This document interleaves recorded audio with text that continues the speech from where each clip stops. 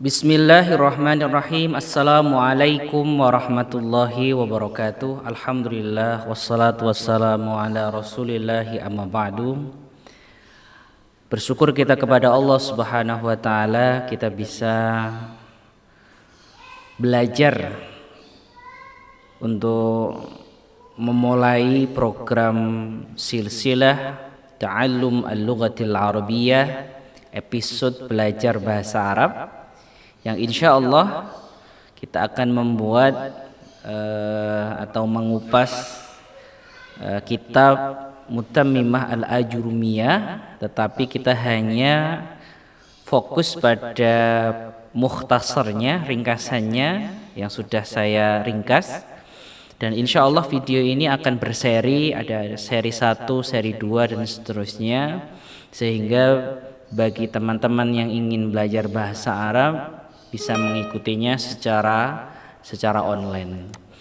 Baik, insya Allah kita pada kesempatan kali ini akan membahas tentang pertemuan yang pertama, kita membahas tentang babul kalam awil jumlah wal kalimah. Saudara-saudaraku yang dimuliakan oleh Allah, para ikhwah wal akhwat, bab kalam ini adalah bab tentang memahami al-kalam. Ma makna al-kalam? Apa artinya kalam? Kalam adalah kalimat. Wal jumlah dan jumlah sama. Kalam dan jumlah itu diterjemahkan kalimat. Sedangkan al-kalimah dalam bahasa Arab ini, dalam bahasa terjemah kita adalah kata.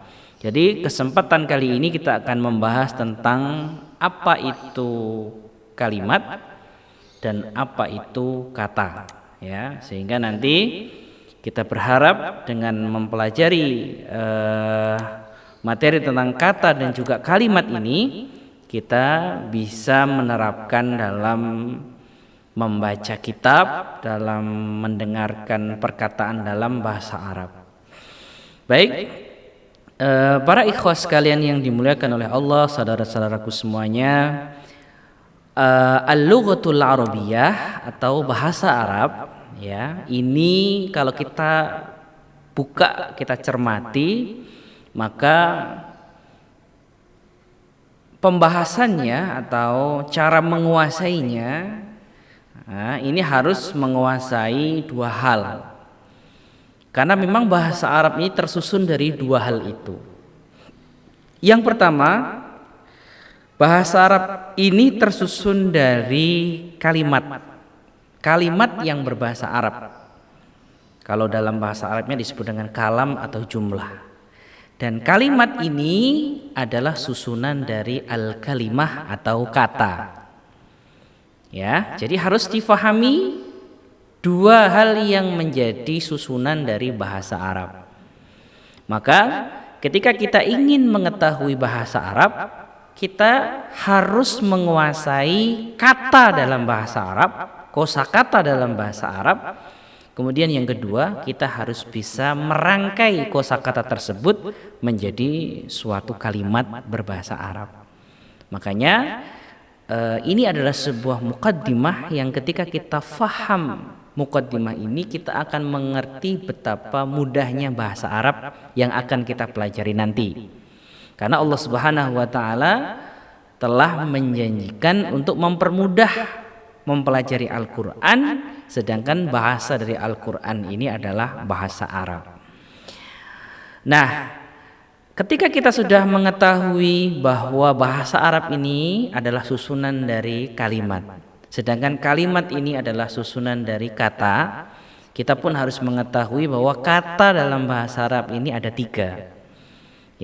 Yang pertama adalah ismun, yang kedua adalah fi'lun, dan yang ketiga adalah harfun. Jadi kalau kita berbicara kata, Quran yang sebegitu banyaknya itu, katanya itu, kata-kata dalam Quran itu terbagi menjadi 3. Kalau dia tidak isim, ya fi'il atau huruf. Ini yang harus menjadi dasar kita belajar bahasa Arab. Ya, makanya kita nanti harus bisa membedakan mana kata yang isim, mana kata yang fi'il, dan mana kata yang huruf. Ya. Sedangkan ketika kata ini isim, fiil, huruf ini sudah tersusun menjadi suatu kalimat, maka bentuk kalimat ini pun hanya ada dua. Yang pertama disebut dengan jumlah ismiyah, ya, atau kalimat yang diawali dengan kalimat isim. Yang kedua adalah jumlah fi'liyah, yaitu kalimat yang diawali dengan kata fi'il, ya. Makanya ini nanti menjadi pokok kita belajar bahasa Arab. Makanya tahapan bahasa Arab atau tahapan belajar bahasa Arab, yang pertama adalah kita mengenal kata, dan yang kedua adalah mempelajari bagaimana menyusun kata ini. Dan kita akan mempelajari ilmu nahwu, ilmu tentang metodologi mengetahui kata dan juga cara menyusun kata tersebut menjadi suatu kalimat yang sesuai dengan kaidah-kaidah bahasa Arab.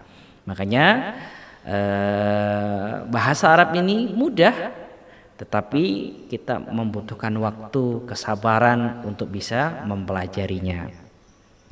Para ikhwah sekalian yang dimuliakan oleh Allah, setelah kita mengetahui bangunan dari bahasa Arab, bahwa dia adalah susunan dari kalimat dan kalimat ini adalah susunan dari kata, maka kita perlu mengetahui definisi tentang al-kalam. Apa itu kalimat? Ya.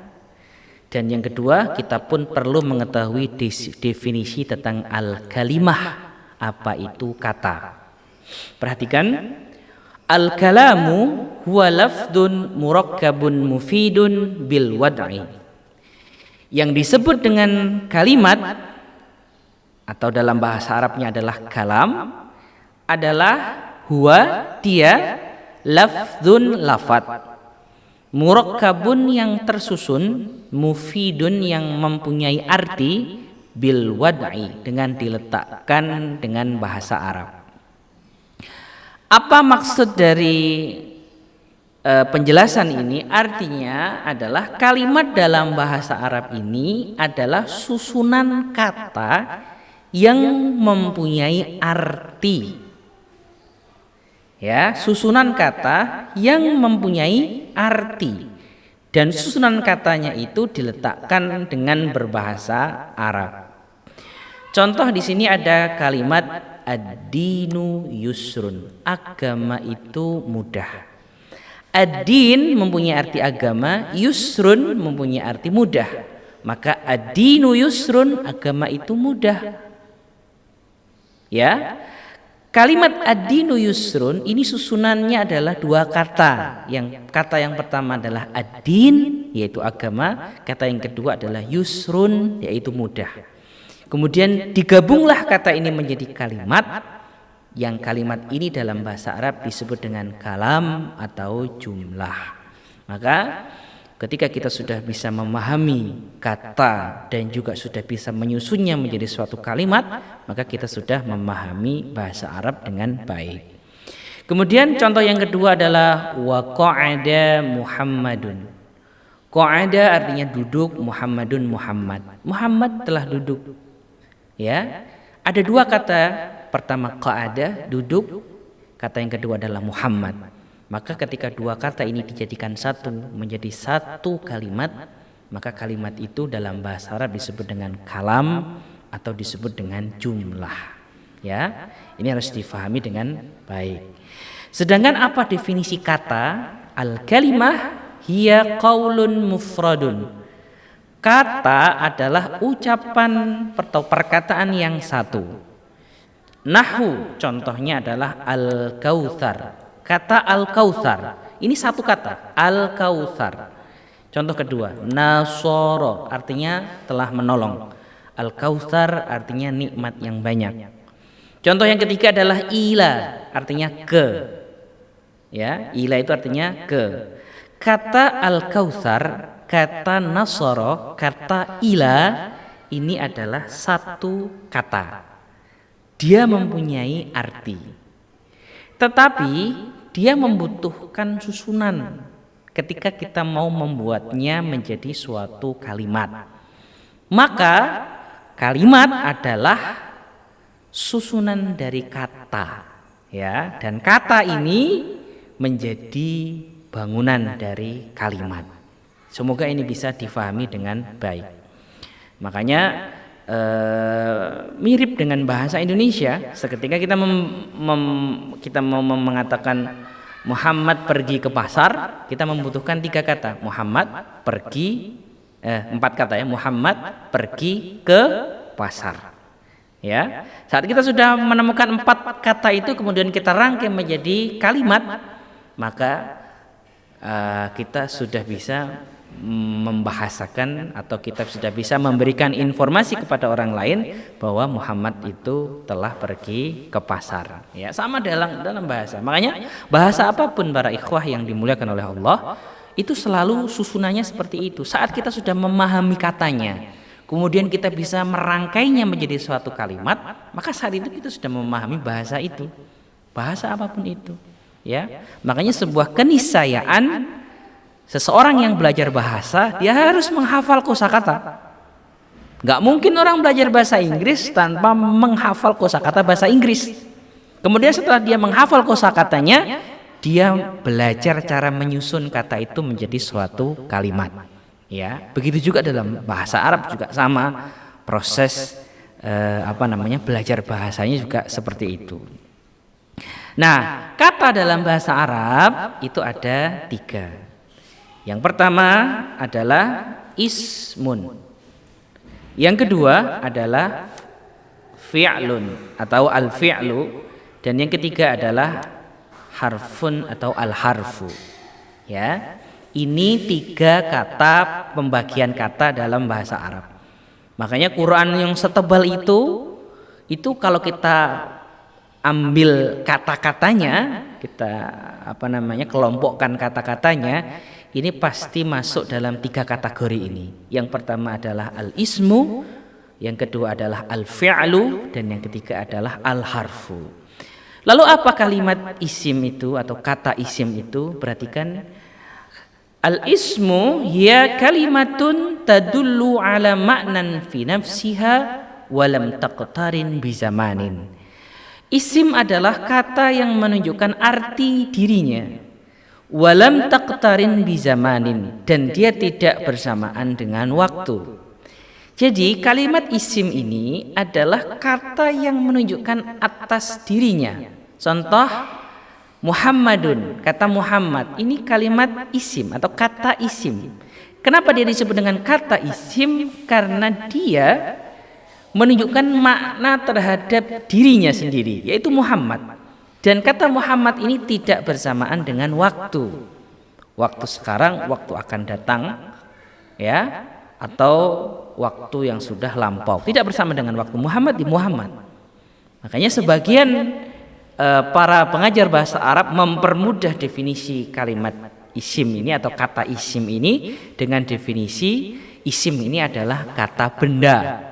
Ya, isim ini adalah identik ya dengan kata benda. Maka seluruh benda yang ada di sekitar kita ini adalah kata isim. Ya, ada contoh dalam hal ini. Yang pertama adalah sayyaratun, artinya sayyaratun mobil. Yang kedua adalah dabbabatun, artinya adalah motor. Yang ketiga adalah al-jami'ah, universitas. Maka ketiga kata ini disebut dengan kata isim gara-gara ketika kata ini menunjukkan arti dirinya dan tidak bersamaan dengan waktu, dan kata ini juga termasuk kata benda sehingga masuk dalam kategori kata isim atau kalimatul ismi. Kemudian yang kedua, kata pembagian kata yang kedua adalah al-fi'lu, fi'il. Kata fi'il ini adalah kalimatun, kata tadullu ala ma'nan fi nafsiha, menunjukkan arti kepada dirinya, tetapi wa taqtarinu bi zamanin, dia bersamaan dengan waktu. Maka yang membedakan isim dengan fi'il adalah kata isim tidak bersamaan dengan waktu, kalau fi'il bersamaan dengan waktu. Apa contohnya? Contohnya adalah kata nasoro. Nasoro ini artinya adalah telah menolong. Ada waktunya, telah menolong. Ya. Yansuru, akan atau sedang menolong. Yang ketiga, unsur, tolonglah. Ya, maka kalimat fi'il ini kalau kita mau lebih mempermudah lagi, dia adalah kata kerja. Menolong kata kerja, memukul kata kerja. Ya, tetapi bukan hanya kata kerja saja definisinya atau penjelasannya, tapi kata kerja yang bersamaan dengan waktu. Maka ketika ada kata kerja kemudian ada bersamaan dengan waktu, maka dia sudah pasti kalimat fi'il. Makanya kalau kita jumlah antara kalimat atau kata fi'il dan isim, maka lebih banyak isim, karena isim itu benda, semua mencakup semua benda. Ya, tetapi kalau kalimat fi'il ini lebih pada lebih pada kata kerja. Ya, ini dua kata ini harus mulai diraba-raba ayat yang kita baca, hadis yang kita baca, kira-kira ini kata apa. Ya, kemudian yang ketiga adalah al-harfu, yaitu huruf. Ya, apa itu huruf? Kalimatun tadullu ala ma'nan fi ghairi nafsiha, kata yang menunjukkan arti yang tidak pada dirinya. Jadi dia menunjukkan kata setelahnya. Contohnya adalah wa, dan apa? Ya, au, atau, an, dari. Kata wa, au, an, ya. Wa artinya dan, au artinya atau, an artinya adalah dari. Ini disebut dengan huruf, kata huruf, karena dia menunjukkan makna pada kata setelahnya, bukan pada dirinya, ya. Dan kita bisa lebih mempermudah mendefinisikan kata huruf ini dengan kata sambung, ya, kata sambung. Makanya setelah kita mengetahui bahwa bahasa Arab ini adalah susunan dari kalimat, maka kita pun harus mengetahui bahwa kalimat ini pun susunan dari kata. Kemudian kata dalam bahasa Arab ini mempunyai 3 macam. Yang pertama adalah ismun, yang kedua adalah fi'lun, dan yang ketiga adalah harfun. Baik, untuk pembelajaran atau untuk latihan, kita bisa mengambil satu surat dalam Al-Quran, yaitu surat Al-Kautsar yang sudah kita hafal semuanya. Ada 3 ayat. Inna a'tainakal kautsar fasholli lirabbika wanhar inna syani'aka huwal abtar. Nah, kalau kita pelajari, kalau kita lihat di ayat yang pertama, ya, ayat yang pertama, inna a'tainakal kautsar, ini adalah susunan kata dan kalimat. Ada berapa kata di situ? Ada 6 kata. Yang pertama adalah in, yang kedua adalah na, yang ketiga adalah a'ta, ya, 3, yang keempat adalah na, yang kelima adalah ka, yang keenam adalah al-kautsar. Inna a'tainakal kautsar. Kita terjemah, in sesungguhnya, na kami, a'ta memberikan, na kami, ka kamu, al-kautsar nikmat yang besar. Maka kata ini ketika kita sudah rangkai menjadi sesungguhnya kami telah memberikanmu nikmat yang besar, maka kata ini menjadi kalimat. Dan ini susunan inna a'tainakal kautsar, ini adalah susunan satu kalimat dalam bahasa Arab. Tetapi ada 6 kata di situ. Kemudian di ayat yang kedua, fasholli lirabbika wanhar. Kalau kita pisah-pisah maka akan ketemu fa, maka sholli, salatlah, ya, sholli, salatlah, li karena Rabbi Tuhan, ka kamu, wa dan, ya, inhar berkurbanlah. Ini pun susunan ini ada 7 kata. Fa, sholli, li, rabbi, ka, wa, inhar. Dan ini susunan ini kalau kita buat atau kita pecah lagi atau kita kupas lagi ada 2 kalimat. Kalimat yang pertama adalah fa sholli li rabbika, maka salatlah karena Tuhanmu. Kemudian kalimat yang kedua adalah wanhar, dan berkurbanlah engkau. Ini ada 2 kalimat. Sedangkan di ayat yang terakhir inna syani'aka huwal abtar, ini ada kata inna, ada kata syani'a, ada kata ka, sungguh orang yang membencimu, syani'a orang yang membenci, ka kamu, sesungguh orang yang membenci kamu, huwa dia, al-abtar orang yang terputus. Ini pun susunan inna syani'aka huwal abtar ada 5 kata dan ada 1 kalimat. Maka ketika kita sudah bisa memisah-misah kata kemudian menggabungkannya menjadi 1 kalimat, maka kita sudah bisa mempelajari bahasa Arab dengan baik. Dan insya Allah materi pertama ini kita nanti akan masukkan juga tadribat, latihan-latihan yang insya Allah kita akan kirim via Google Form ya. Maka mari kita pelajari bahasa Arab ini dengan baik. Ta'allum al-lughatal arabiyyah fa innaha min dinikum. Belajarlah kalian bahasa Arab karena bahasa Arab ini adalah bagian dari agama kalian. Aqulu qouli hadza wa astaghfirullah li wa lakum. Wassalamu alaikum warahmatullahi wabarakatuh.